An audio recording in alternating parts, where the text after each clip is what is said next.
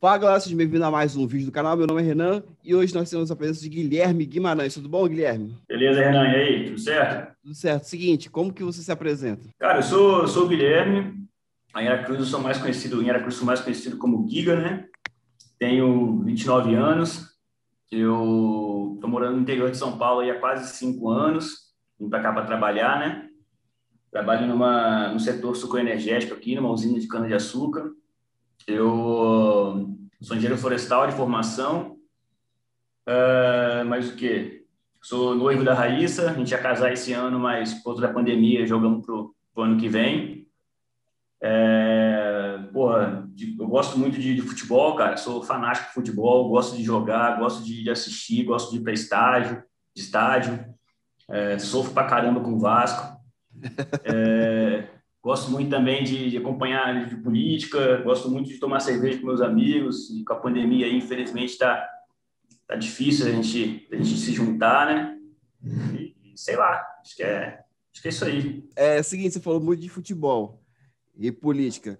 Onde que para você futebol e política se encontram? Em tudo, em tudo.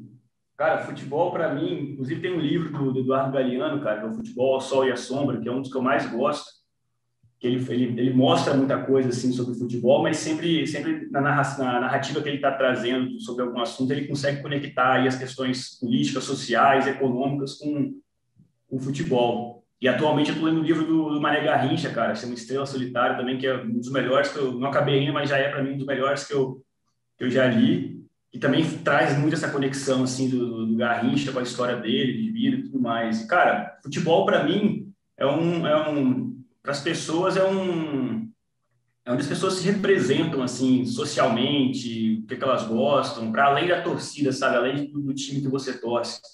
Eu acho é o coletivo, é as pessoas estarem juntas para se divertir, para competir, para ganhar, para perder, para respeitar o outro ou não. Eu acho que o futebol ele escancara muito todo o lado positivo e negativo do ser humano como um todo, né?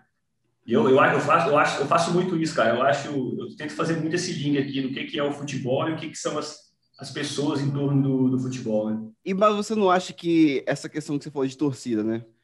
Um fenômeno que acontece assim vamos colocar, com as diretorias quando elas estão bem financeiramente, essas questões, essa representação social, ela não some da arquibancada? Por exemplo, o Flamengo, vamos colocar o Flamengo que é um time de massa, tem muito aquela coisa folclórica, né, do torcedor, tal, pobre do radinho de pilha, e começou um fenômeno com o Flamengo indo bem de ingresso a R$ 100, 180, e aí não é todo mundo que vai. O Palmeiras também, Palmeiras com estádio novo, teve um Corinthians até certo ponto, depois deu uma cedida. Antes ainda vamos colocar dessa nova era, dessa última leva, teve o São Paulo tricampeão, que aí você começou a ver o Morumbi vazio, vazio, vazio mesmo. Você não acha que... Você falou que a arquibancada dos torcedores meio que representa a sociedade, pro bom e pro pior, mas não está, às vezes, meio que apagando essas pessoas e aí perde toda a representatividade do que é um clube de futebol, do que é uma massa, do que é torcer e ser fanático? Concordo, cara. E eu acho que você ilustrou dois exemplos atuais aí que evidencia muito isso que você está falando, né? Que é o Palmeiras e o Flamengo hoje na minha visão. E vou tentar não ser clubista aqui, tá? O Palmeiras para a gente é um aliado, é um parceiro do Vasco, né? E o Flamengo é o nosso rival. Mas, cara, eu costumo até ter um pensamento sobre isso. O mundo globalizado, o capitalismo hoje, o mundo como um todo, ele tende a como é que eu posso dizer, a padronizar as coisas e concentrar tudo em cima de um local. Vou ver se eu consigo me expressar, tá? Em cima de alguma coisa. Para tudo. Isso, ele esmaga a cultura, ele esmaga, às vezes, representatividade que alguns povos têm. Uma coisa que eu sei te falar na apresentação, tá? Eu sou meio gago e minha dicção não é das melhores, se precisar botar uma legenda aí, fica à vontade, tá? Mas, o capitalismo ele tem essa tendência de padronizar tudo e a propaganda em cima disso trazer o sinônimo de felicidade. E com isso ele restringe o acesso das pessoas.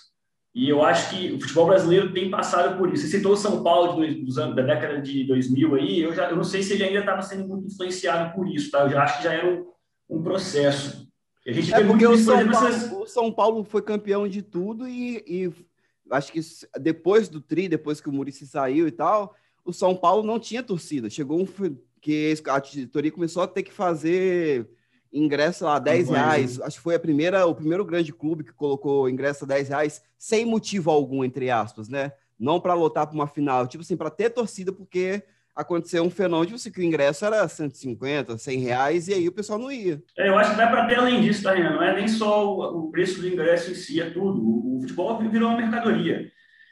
O futebol brasileiro está caminhando para ser o que é o futebol espanhol, o que é o futebol inglês, talvez, o que é o futebol italiano, onde está concentrado ali as forças em 2, 3, 4 times e os demais ficam desiguais nessa competição. Eu vejo muito isso com essa padronização que existe de canalizar o futebol para o que é o mercado, para o que é o financeiro. Eu, como vascaíno, cara, e até aqui tem um fundo aqui, para mim, acho que é dos maiores orgulhos do Vasco, que é a resposta histórica, que foi lá em 1924, quando os clubes do Rio iam montar o Carioca, e a exigência para o Vasco participar do Carioca era que 12 jogadores não fossem inscritos. E, coincidentemente, esses 12 jogadores eram negros, e com condições sociais de pobreza, profissões que não eram de elite na época. E o Vasco se posicionou contra, falou que não vai participar. Depois veio a construção de São Januário, a gente pode até tentar falar alguma coisa sobre isso. Mas, a partir daí, da formação do futebol, o futebol, desde lá da década de 10, 20, o futebol ele veio com o brasileiro como sendo traduzindo o que é o povo brasileiro. Tanto é que o título de 62, né, que foi o primeiro, depois 68, se eu não me engano, enfim, não vou ficar falando data, não, que eu vou cometer gafes aqui. 58 e 62, depois 70, na seleção brasileira. A população brasileira se via na seleção. Isso até 2002, por exemplo, no Pentacampeonato, ainda era assim. O trabalhador brasileiro ele tinha todos os seus problemas sociais, desigualdade. Porra, tá tudo difícil, tudo uma merda, mas o futebol era a paixão, era onde ele tinha a oportunidade de expressar todos os seus sentimentos e se vir representado. Depois do final dos anos 2000 aí para cá, cara, isso tem acabado. Isso tem futebol focando em ser mercadoria, tem cada vez menos olhado para quem é o brasileiro. Tanto é que essa semana teve uma convocação da seleção brasileira, cara. Você sabe quem são os jogadores? Você ficou sabendo da convocação? Você tá ligado o que está acontecendo?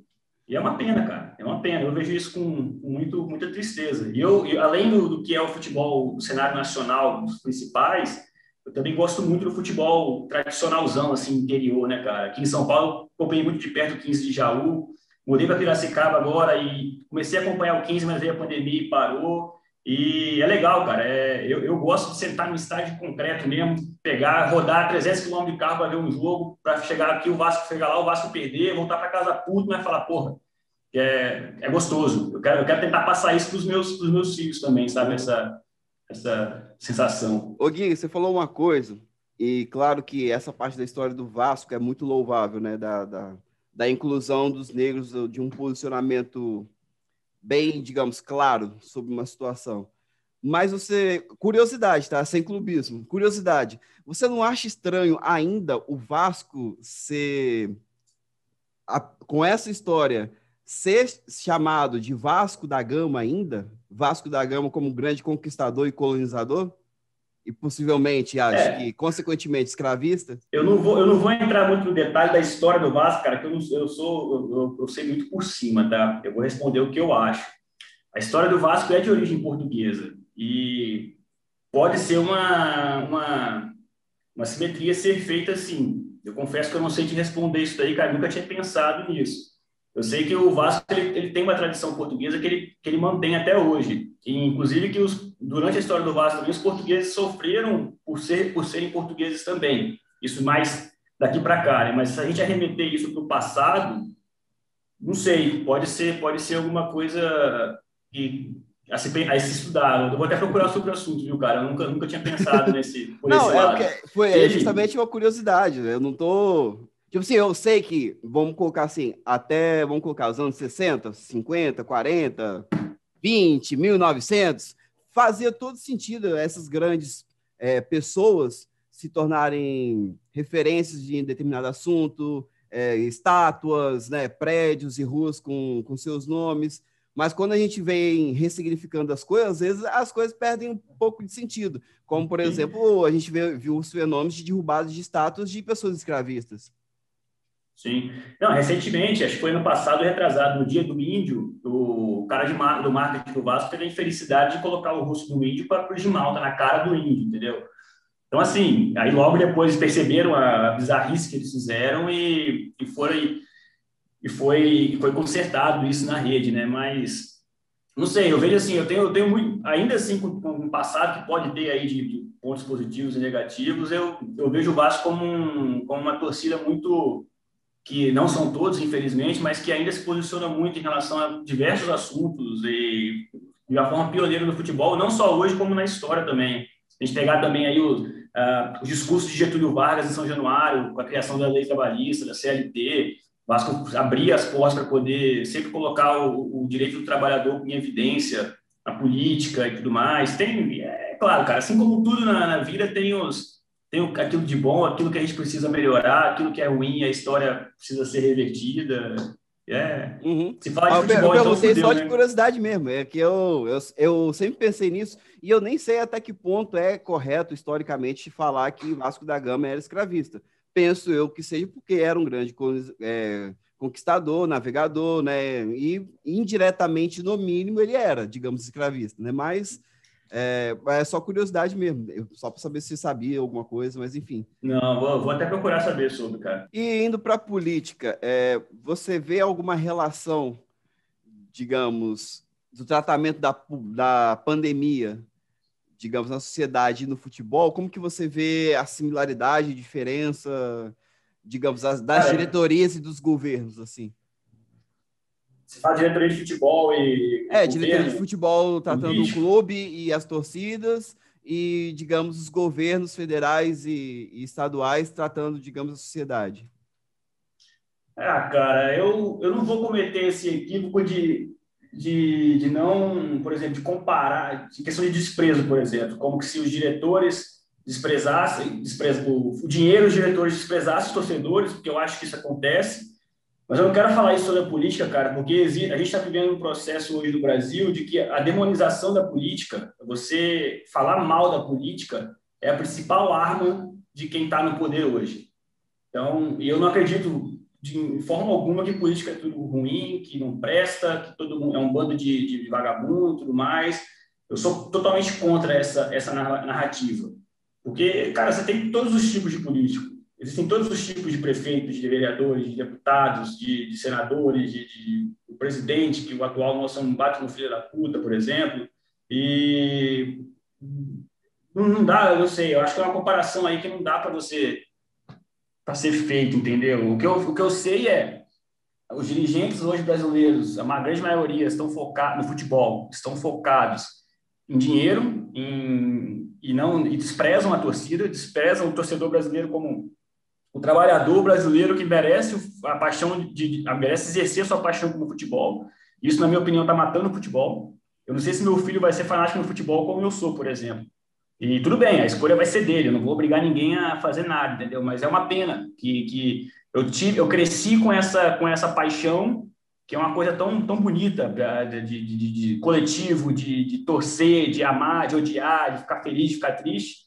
E meu filho, não sei se ele vai conseguir viver isso, porque o futebol hoje está virando marketing, está virando dinheiro. E na política, cara, tem de tudo, tem de tudo. Não dá para falar isso em um comentário, né? É isso então, Guilherme, muito obrigado por ter participado, ter topado essa conversa, foi um prazer recebê-lo, e deixo agora espaço aberto para você fazer sua mensagem final, enfim. Agradecer o papo aí. Achei que você fosse tomar uma comigo, mas você não está tomando, né? Mas tudo bem. Daqui a pouco eu tenho que Mas, viver ainda. Se eu não tivesse que viver, eu estava tomando. mas obrigado aí, Renan. Legal, parabéns pelo canal, cara.